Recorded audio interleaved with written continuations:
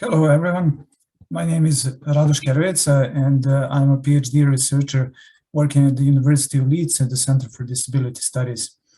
The presentation which I will give now is part of my PhD research on disabled children's participation in healthcare decision-making, and in particular, I would like to speak today about co-producing research with young disabled people in the context of the COVID-19 pandemic.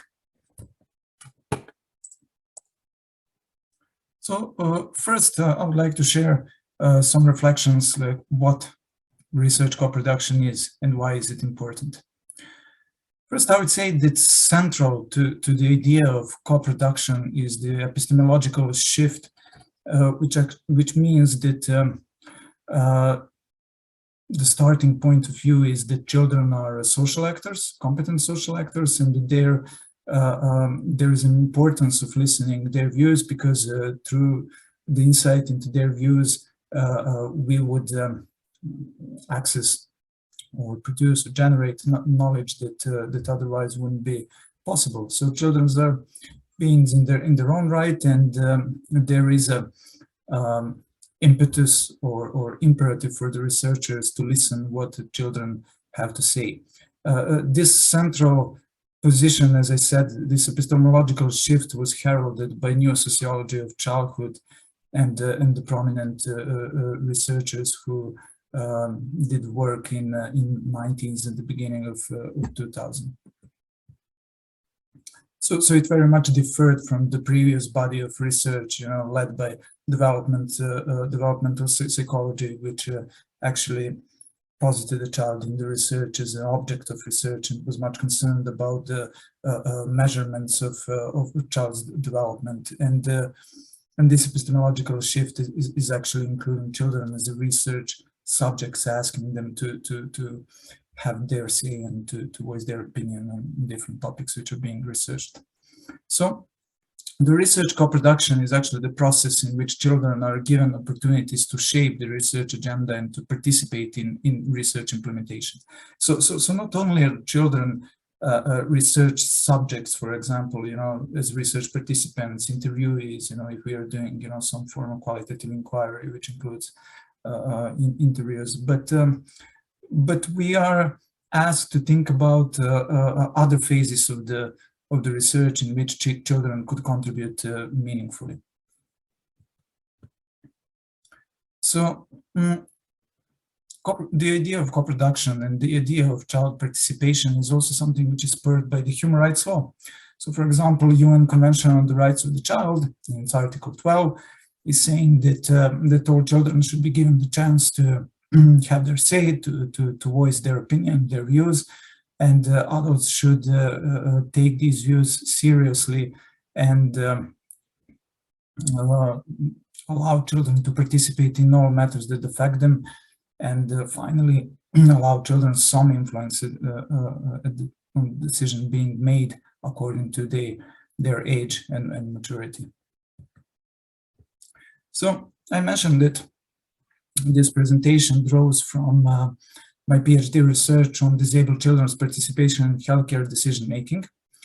And this research applies socio-legal analysis. So on one hand, I'm analyzing the international human rights law, Convention on the Rights of the Child that I just mentioned, and Convention on the Rights of People with Disabilities, because I'm investigating disabled children's experiences of healthcare participation.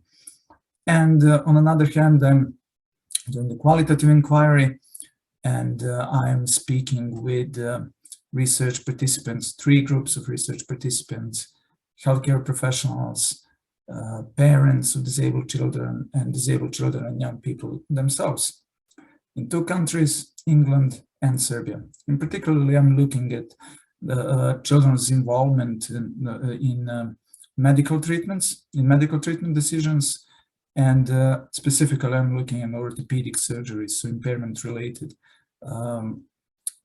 treatments, looking at to what extent children were informed, consulted, and allowed to exert some level of choice in decision-making in these matters that affect them profoundly. So here I put one quote, very persuasive quote, I would say, from Cahill, who clarifies the meaning of research co-production. And the quote goes, engaging young people fully in the research process offers a starting point for a more inclusive research agenda, one which recognizes young people as social actors and creates an opening for their concerns to influence new knowledge production. And I will explain now what I did and how I tried to involve children and young people in different phases of the research, beyond data collection, beyond having children as research participants. So when I started my PhD, I had to identify the research problem and formulate the research question. So the point when I started involving children, disabled children and young people, is the point when I was developing or fine-tuning my research methodology and research methods, preparing for the phase of data collection. So what I did at that point, and I would speak more about it, is that I formed a consultancy group, like Youth Research Advisory Board is how I named it.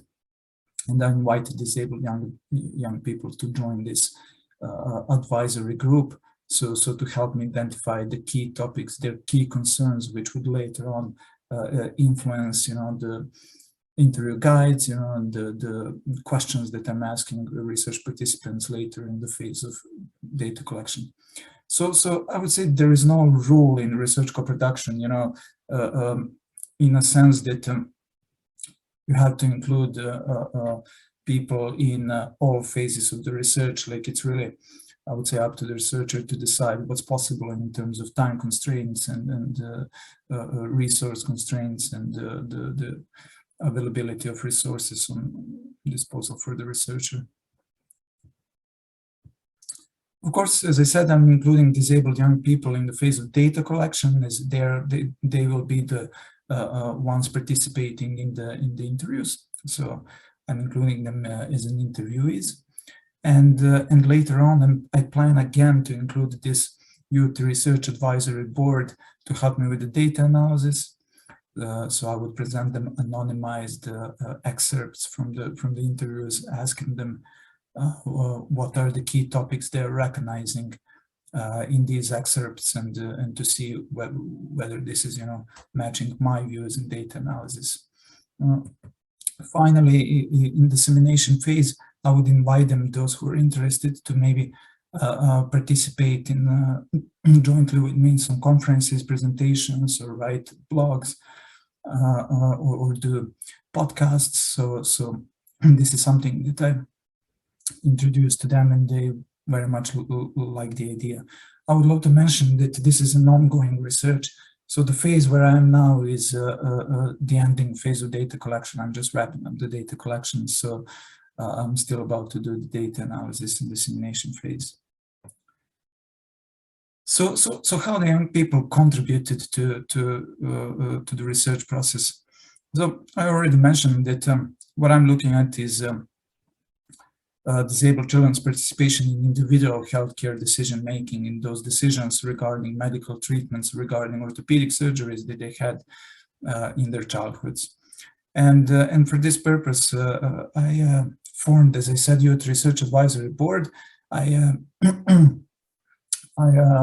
announced international open call for disabled young people to join this consultative body. And finally, I had 12 internationally recruited young disabled people age 21 to 33. So the way how we worked, because the way how we worked was dictated by the COVID-19 pandemic, so we were able to meet online only. But on another hand, that was the opportunity, because meeting online meant that that I was able, to get a group of young people from different parts of Europe, from 7 European countries, together to discuss something. And this online form of participation proved quite successful and useful. So these young disabled people who had some experience of impairment-related medical treatments in their childhood, who were experts by experience, I asked them to help me to design data collection tools. So the goals of our online sessions and the conversations we had is to create interview guides by saying their opinion, what topics are important to discuss with doctors, children, and young people, their peers, and parents or carers.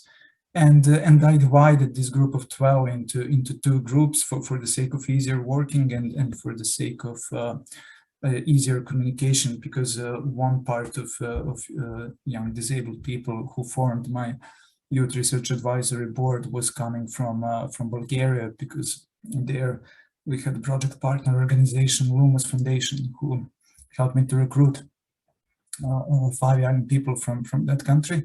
So I divided them into two groups. So it very much functioned as a focus group where we have 5 people, 7 people in another group, and then we had 3 online Zoom sessions with each group, and we were much drawing from their lived experience, right? And the output was the set of proposed questions that I put in the interview guides, and they used it later on in the data collection phase. So to give you an example, what young people were saying, like, we're having this discussion, I started by giving them certain topics or even doing a role play. So for example, we were discussing a scenario when a young girl with cerebral palsy is coming to examination room with her mother, and then starting the conversation with the doctor. So we were very much talking like, how would they react, what would be important, for them in this situation, to hear from the doctor, what traits should a good doctor have. But here's one example, of the lived experience that young people shared. So one of the girls said, I went through surgeries and hospital stays myself, and I remember that there was no communication with the children. I remember being in a hospital for days, not knowing fully why, and then taken abruptly one morning to surgery by force, and then waking up with a fixator by Wagner in my leg without any understanding of the surgery and the whole process of it. That's how it was done in the 90s. In general, all of my hospital stays were marked with neglect and even abuse by the hospital workers, yelling, slapping my face, intimidation, and such. So I asked, on the basis of that experience, when they shared something like this in the group, like, what is the question, that they would ask, for example, doctors or their peers or the parents, like, what are the key messages that they are able to take from this experience? So one of the examples, that they proposed is that I might ask the question, like, to what extent did your doctors explain to you what is going to happen during the treatment? So this is the question aimed for their peers, for disabled young people that I would interview. So another quote goes like, it should be mandatory for children to have at least one counseling with professionals about what is going to happen with their bodies, and doctors and nurses should explain things at their level of understanding before surgery and hospital stay. It would mean a lot less trauma and a lot more recovering and healing. So again, we discussed the key takeaways from this quote and from this experience, and they proposed that I might ask the question, what kinds of supports should hospitals put in place for children to help them understand complex medical information and to support their participation? So this is how it went. We used their personal experience, and then we were trying together to build the questions and to develop the interview guide. So I would love to conclude by saying that these discussions with the young people, with the Youth Research Advisory Board, really enriched my understanding of their experiences and my idea what are the key topics, the key themes that I should discuss in the phase of data collection with my research participants. And I would say there is a strong reason to think about how could we involve our target groups of research participants in different phases of qualitative inquiry, not only in the phase of data collection as the interviewees or participants in the focus groups, for example.